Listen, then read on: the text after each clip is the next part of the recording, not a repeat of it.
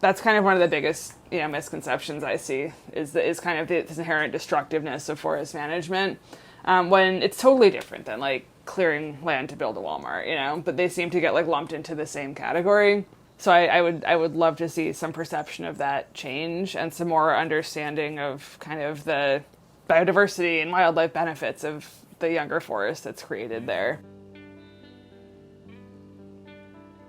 My name is Jess Wikle. I'm a faculty member here in the Rubenstein School. My job is kind of split. About half of it is managing UVM's 4 research forests, and the other half is teaching and advising in the forestry major. A lot of what I do is really focused on like how I can encourage undergraduate student learning and get students out in the woods as much as possible, and then management to facilitate research, so pursuing like specific research questions. As I was doing consulting work, I found out that part of what I really loved about it was the teaching people about their woods. Pursuing a path of teaching had a big draw for me. My master's degree, which I did in Connecticut, was really focused on regenerating oak forests with like more of an ecological lens, like retaining more big legacy trees long term, thinking more about species diversity. The research forests are pretty interesting because one thing you get in a research forest is you get a legacy of past research. I've been in my position for almost 2 years, and a lot of the management I've been doing has been kind of more like responsive to the history than maybe forward-looking.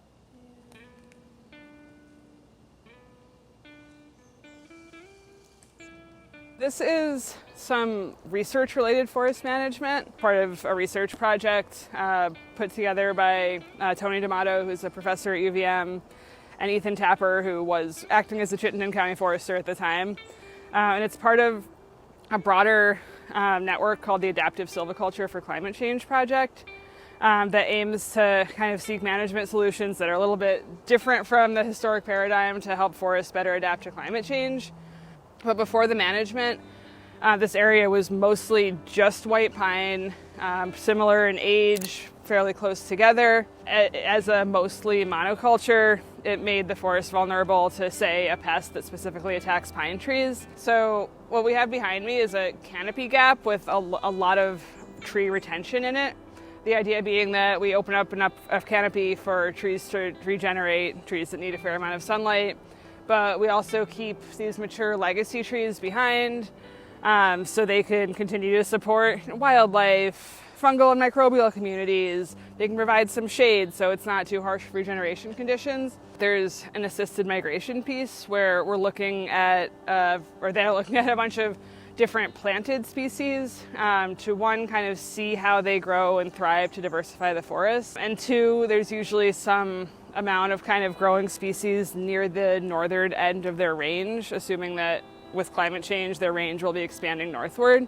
Each flag color represents a different species. Each flag is a seedling. These were planted about a month ago, and they'll be kind of tracked through time to see how they grow. What we'll end up is theoretically like a very diverse patch of forest, and we'll start to see kind of how those species thrive under these maybe slightly different conditions.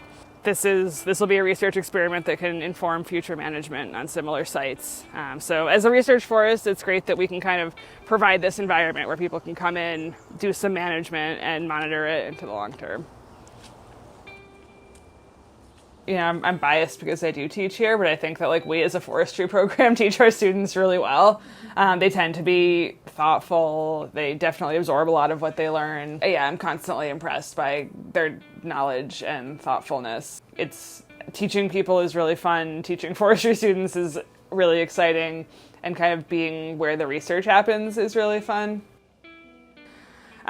This end we're looking at now is more white pine with some ash.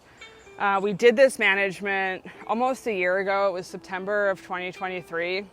What we did here is called a Shelterwood Harvest.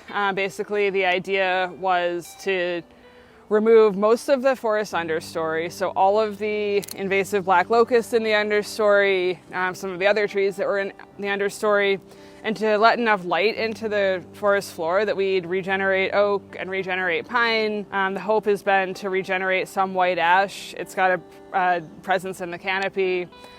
Those canopy trees are threatened by emerald ash borer, so By regenerating them, we're kind of perpetuating that species forward, even as the canopy trees die.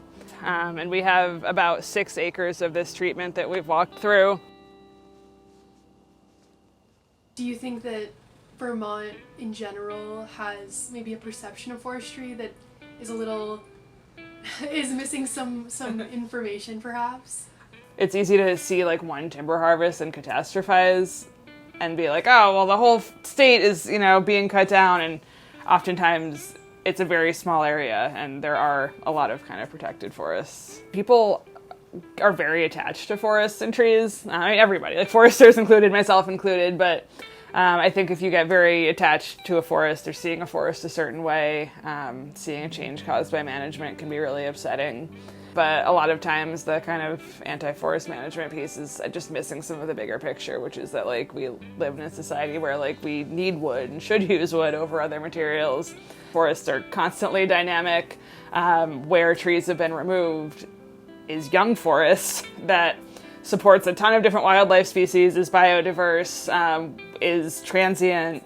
The vast majority of foresters are thinking about ways to remove that wood in ways that are still good for the forest. Like that nuance I think gets missed a lot. We love the forest as much as everyone else, and what we're doing is like an act of care. It's not an act of destruction.